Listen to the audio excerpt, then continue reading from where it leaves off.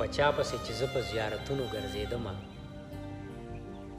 زما په بربادۍ کې هم د هغه سړي لاس دی.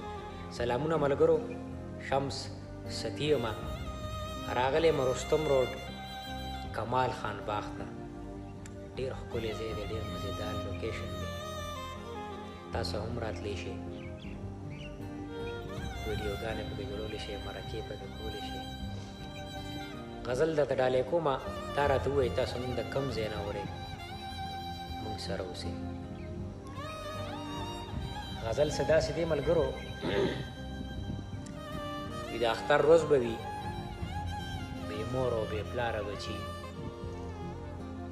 د اختر ورځ به وي، بې مور او بې پلاره بچي. ارمان په زړه کې راغوندي به په سلګو پراته وي، او سحر وختي به یتیمان د مور او پلار په لوري.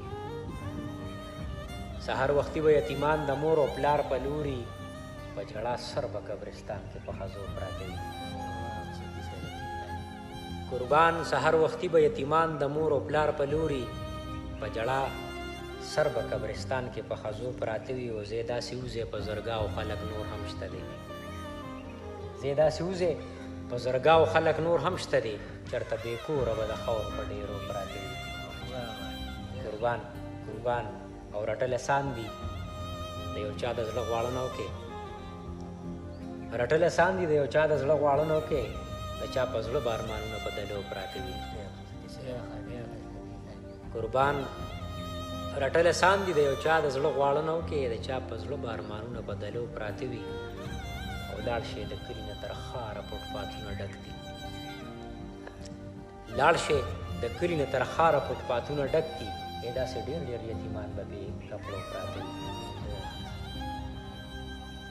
او ستی راټول کا په غزل کې د نور څه پاتې دي،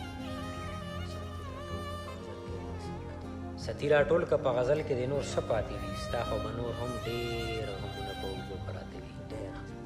بیا په شیبو باران وریږي، زړه مې نرې نرې خورېږي. دیدن لزم ناوخته کېږي، یار مسافر رانه بېلېږي. په حال مې یو الله خبر دی، زړه مې چوینه